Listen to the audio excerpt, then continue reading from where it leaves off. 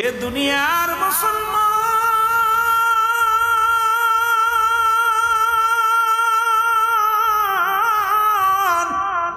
কথাগুলো বলে দিলেন, কান্ডা লাগে শোনা গো। শাহজালাল ইয়ামেনি জমিনের মধ্যে আগমন করবেন। ইয়ামেন শহর থেকে মুসলমান ভারতবর্ষ হইয়া মদিনা হইয়া আসলে কোথায় আসলেন? বাংলার জমিনে। কিসের দাওয়াতের জন্য? ইসলামের দাওয়াতের জন্য। শাহজালাল ইয়ামেনি এই জগতের মধ্যে যখন আসলেন মুসলমান, গোরগোবিন্দ ঘোষণা করে দিলেন, এই সিলেটের জমিনে কোন দাড়িওয়ালা, টুপিওয়ালা, পাঞ্জাবিওয়ালা এই জমিনের মধ্যে ঢুকতে পারবে না। এমনকি সিলেটের জমিনে যদি কোন দাড়িওয়ালা প্রবেশ করে, যে সাহায্য করবে তাকে কতল করা হবে। এই সিলেট বিভাগের ভাইরা, হবিগঞ্জের ভাইরা, একটু দিলের কান্ডা লাগা শুনে নাও। আজকে দাড়ি মুখে, টুপি মাথায়, পাগড়ি মাথায় চলো। শাহজালালের সঙ্গে তোমরা বেয়াদবি করো, শাহপরানের সঙ্গে বেয়াদবি করো, আল্লাহর ওলিদের সঙ্গে বেয়াদবি করো। কথাগুলো না বললে বুঝতে পারবেন না। শাহজালাল ইয়ামেনি চলে আসলেন 360 জন উলিয়া নিয়া সুরমা নদীর কিনারায় বসে আছে। রব্বে কারিম ডাকতে বলে, শাহজালাল রে, আমি পাঠাইলাম দিনের দাওয়াত দেওয়ার জন্য, ইসলামের দাওয়াত দেওয়ার জন্য। কারণ ওই কোথায় সিলেটের জমিন আজান হয় না, সিলেটের জমিন ইসলাম মানুষ বোঝে না, সবাই ইসলাম থেকে মুখ ফিরিয়ে নিচ্ছে। এই সময় তোমাকে আমি পাঠিয়ে দিলাম ইসলামের দ্বারক বাহক হিসেবে। শাহজালাল ইয়ামেনি চলে আসলেন। সুরমা নদী কেমনে পার হবে? নৌপথ বন্ধ, বিমান পথ বন্ধ, সমস্ত নদী ঘাট সব বন্ধ হয়ে গেল, রাস্তাঘাট বন্ধ হয়ে গেল। এমনকি নদীর নৌকাগুলো তার মালিকে যার যার ঘরে নিয়ে, যার যার বাড়ির কিনারায় নিয়ে রেখে দিলেন। শাহজালাল ইয়ামেনি যখন আগমন করলেন সুরমা নদীর কিনারায়, দাঁড়ায়া দাঁড়ায়া চোখের পানি ছেড়ে কান্দে, রব্বে কারিম, আপনি আমাকে দাওয়াতের জন্য পাঠাইলেন সিলেটের জমিনে, এখন আমি পার হব কেমনে করে? রব্বে কারিম ইলহামের মাধ্যমে জানা দেয়, শাহজালাল চিন্তা করো না, আমি পাঠাইলাম তোমাকে ইসলামের দাওয়াত দেওয়ার জন্য সিলেটের জমিনে। সুতরাং ভয়ের কোনো কারণ নাই, চিন্তার কোনো কারণ নাই। তুমি 2 রাকাত নামাজ পড়ো। 2 রাকাত নামাজ আদায় করলেন এবং শাহজালাল গাড়ের সেই সুরমা নদীর উপরে নিজের রুমালখানা ফেলে দিলেন, জায়নামাজ ফেলে দিলেন। একজন নয়, 2 জন নয়, 360 জন উলিয়া সুরমা নদী পার হয়ে গেছে। জোরে জোরে চিল্লায় বলেন মারহাবা। শুধু কি তাই নাই রে মুসলমান, গভীর মনোযোগ। শুনেছেন গোরগোবিন্দর নাম, শুনেছেন বোরানুদ্দিনের নাম, বোরানুদ্দিনের নাম শুনছেন? ও যুবক, রব্বুল আলামিন অনেকদিন বোরানুদ্দিনের কোনো ছেলে মেয়ে হয় না।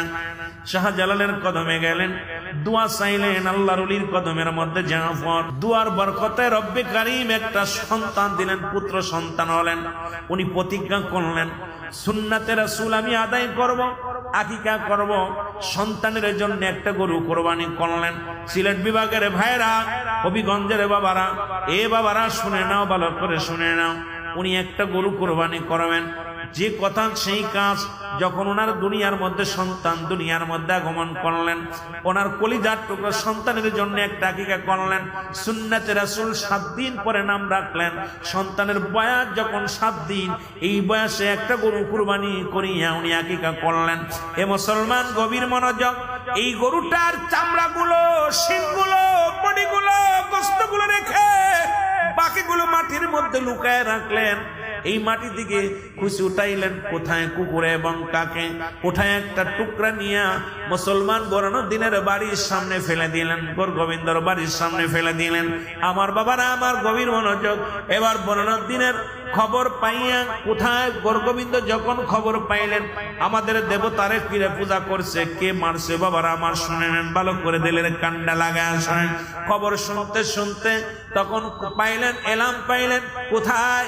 এই জমিনের মধ্যে বোরানুদ্দিন তার ছেলের জন্য গরু জবাই করে কুরবানি করে কি করেছে? আকিকা করেছে। এবার গোরগোবিন্দ তার সৈন্যদেরকে নিয়ে, ছেলেদেরকে নিয়ে বোরানুদ্দিনের বাড়ি আসিয়া নিজের কলিজার টুকরো সন্তান, বাবার কোলে রয়েছে সন্তান, বাবার কোল থেকে ছিনিয়ে নিয়ে জমিনের মধ্যে ফেলে বোরানুদ্দিনের কলিজার টুকরা সন্তানকে গোরগোবিন্দ নিজ হাতে জবাই করে দিছে। জোরে বলা যাবে আল্লাহ। জমিনের মধ্যে যেদিন জবাই করেছিল সেদিন বুরানুদ্দিন চোখের পানি খোনায় এই জমিনের মধ্যে আমি গরু জবাই করেছি, তার প্রতিশোধ হিসেবে আমার একমাত্র কলিজার টুকরাকে জবাই করলো। আল্লাহ তুমি এমন একটা দিন দিও যেন সিলেটের জমিনে হাজার হাজার গরু কুরবানি হয়। এই সিলেটের মানুষ যেন এমন একটা বাংলার জমিনের মধ্যে শ্রেষ্ঠ কুরবানি করতে পারে। মুসলমান শুনে নাও, শুনে নাও, আজকে যারা গরুর গোশত খাও, আজকে যারা ওলি আল্লাহদের বিরোধিতা করো, ওরে সন্তানের বিনিময়ে আজকে গরু জায়েজ করছে সিলেটের জমিনে, সেই ওলিদের বিরোধিতা যারা করে, আমি মনে করি এদের মতো মুনাফিক আর দুনিয়ার মধ্যে কেউ নাই। জোরে বলেন ঠিক কিনা? ওলি আল্লাহদের অবদান আছে কিনা কথা বলেন। এখন ওলি আল্লাহদের পক্ষে থাকবেন না থাকবেন সেটা আপনার ব্যাপার।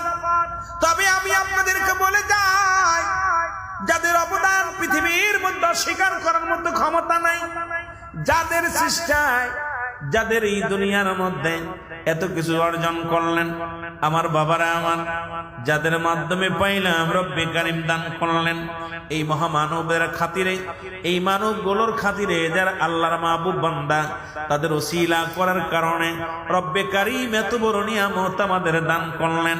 সেই ওলি আল্লাহদের পক্ষে থাকার দরকার আছে কিনা? আর একটু জোরে জোরে চিল্লায় বলেন আছে কিনা? এ আমার ভাইয়েরা, তাদের কি নাই? চিন্তা নাই, ভাবনা নাই, তাদের কোনো চিন্তা নাই, ভাবনা নাই। মুসলমান তারা এমন ভাবে দেহটা করেছে, এমন ভাবে তারা আমার রব্বে কারিমের ইবাদত বন্দেগী করেছে, এমন ভাবে রব্বে কারিমের সান্নিধ্য লাভ করেছে, দুনিয়ার মধ্যে চিন্তা নাই, দুনিয়ার মধ্যে তাদের ভাবনা নাই।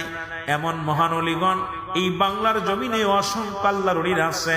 শুধু 360 জন আউলিয়া নাই, তাদের মধ্যে একজন হলো শামসুল হক আউলিয়া।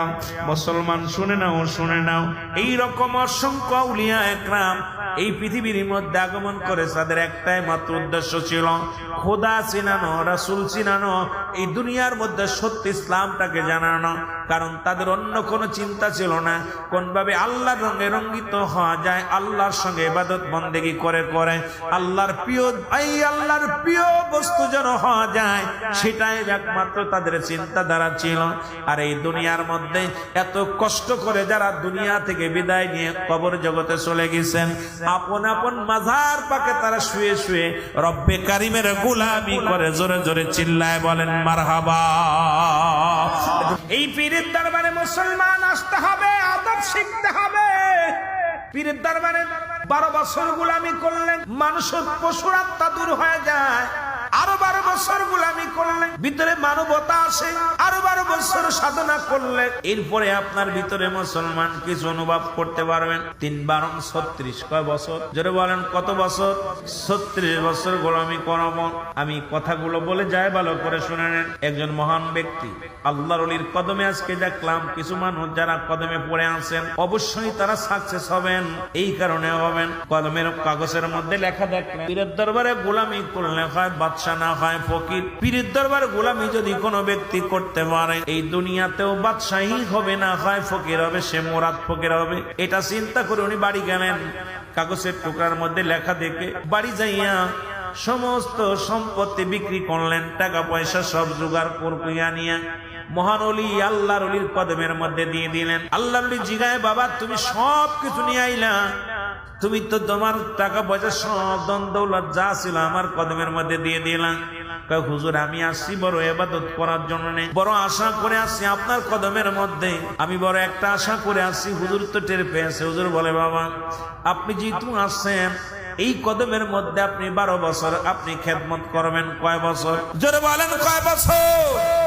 যেহেতু মুসলমান নবীর মনোযোগ 12তম বরস শরীফ, এই জন্য আমি বললাম প্রথমে শুরু করলাম 12 বছর তুমি গোলামি করো।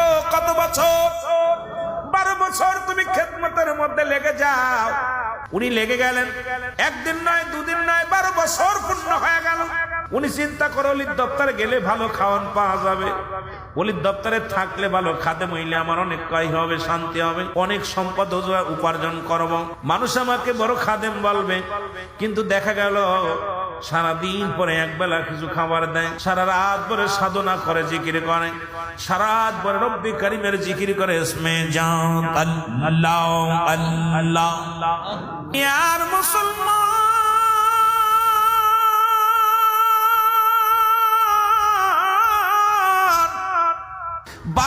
বছর পূর্ণ হয়ে গেল, গায়ের গোস্ত শুকায়া গেল গো। চিন্তা করে আর কয়টা দিন বাঁচবো, মারা যাব, যে কোনো মুহূর্তে মারা যাব। পীরের কাছে যায়, বলে হুজুর আজ আমার 12 বছর পূর্ণ হয়ে গেল, দয়া করে বিদায় দেন। এসেছিলাম বড় সাধনা করে, এসেছিলাম বড় আশা করে, আপনার কদমের মধ্য থেকে আমি বড় আশা করে এসেছিলাম, আশা পূর্ণ হলো না। স্ত্রী পুত্র ছেলে মেয়ে এইরকম আজকে আমার বাবারা, আমার কোন আল্লাহর ওলিরা স্ত্রী মুখাপেক্ষে হয় না, কারণ ওলি কামেল যারা হয় এই দুনিয়ার মধ্যে তাদের সংসার ধর্ম হয় না। শরীয়ত রক্ষাতে বিবি লাগে, শরীয়ত রক্ষাতে ছেলে মেয়ে হয়, কিন্তু তারা এমন ভাবে মাওলার প্রেমে ডুবে যায়, স্ত্রী পুত্র পরিবার পরিজন তাদেরকে গ্রাস করতে পারে না, কারণ এই দুনিয়ার মুখাপেক্ষী তারা হয় না। এই দুনিয়ার মুখাপেক্ষী যারা হয়, এই দুনিয়া লুবি আলেম যারা, দুনিয়া প্রেমিক পীর যারা, এরা দুনিয়ার মুখাপেক্ষী হয়। আর রব্বে কারিমের পাগল যারা, দুনিয়ার সব ছেড়ে দিয়া তারা এই দুনিয়ায় মাওলার পাগল হয়ে গেছে। জোরে জোরে বলেন ঠিক কিনা? আল্লাহর ওলি ডাক দিয়ে বলে, বাবা 12টা বছর গোলামি করলাম গো, কি বা তোমার দিব? তোমার দেওয়ার মতো কিছু হয় নাই। ও যুবক, আরো 12 বছর লেগে যাও। কয় হুজুর গো, 12টা বছর আমি আপনার কদমের মধ্যে কাটাইলাম, এই 12 বছরে গায়ের গোস্ত গুলো শুকায় গেছে। শুধু তাই নয় রে, এই 12টা বছর এত কষ্ট করলাম, সারা রাত জেগে জেগে মাওলারে ডাকলাম, 5 ওয়াক্ত সালাত আদায় করলাম, সারাদিন পরে একবার খাবার পাইলাম, আর এই একবার এক মুঠা খাবার পাইলাম, পেটটি ভরে নাই। আর 12 বছর যদি থাকি মারা যাব, নিশ্চিত মারা যাব।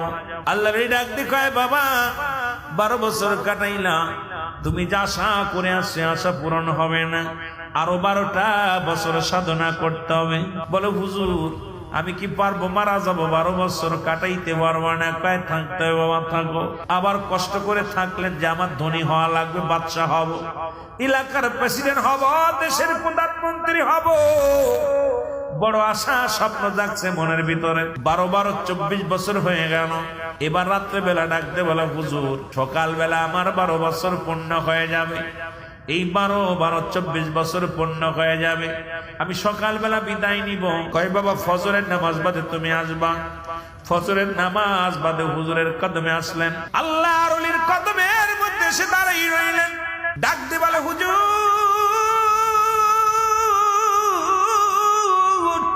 এই 12টা বছর আমি আবার কাটায় দিলাম, আমার গায়ের গোস্ত গুলো শুকাইলো, আমি কঙ্কাল হয়ে গেল। এই 12 24 বছর গোলামি করলাম, এখন যা দেবেন দেন, আমি চলে যাই। বাড়ি যে বিয়ে শাদী করি, ছেলে মেয়ে হোক, এদেরকে নিয়ে আমি সংসার ধর্ম করি। আল্লাহর ডাক দেখায়, বাবা রে এই মাত্র 24 বছর থেকেই তুমি বাড়ির জন্য এত পাগল হয়েছ, কেন তুমি এত পাগলামি করো রে বাবা? এই তো সবে মাত্র 24টা বছর কাটাইলাম, কেবল তোমার ভিতর থেকে পশুর হত্যা দূর হয়েছে, মানবতা কেবল আসছে। বাবারে এই 12 24 বছর যে সাধনা করেছ, যেভাবে মাওলারে ডাকছ, যেভাবে মাওলার প্রেমে পাগল হয়েছ, ইহা দ্বারা কিছু পাওয়ার সম্ভাবনায় আরো 12টা বছর তোমার কাটানো লাগবে। জোরে জোরে বলেন মারহাবা। অনেক সাধনা করে আরো 12টা বছর কাটাইলো, আরো 12টা বছর পার হয়ে গেল, 3 বার 36 বছর। যারা বলেন কয় বছর? সাধনে ভজন করো বাবা, সাধন করো দুনিয়ার মধ্যে, ধৈর্য ধরতে পারো না, মসজিদে নামাজ শেষ করে দোষ শুরু করো, সালাম ফিরে যায় ডান দিকে, সালাম ফিরে দোষ শুরু করে দাও। 36 বছর গোলামি করার পর ডাকতে বলো, হুজুর আগামী দিন আমার 36 বছর পার হয়ে যাবে। হুজুর বলেন ফজরের নামাজ বাদে আমার সঙ্গে দেখা করো বাবা।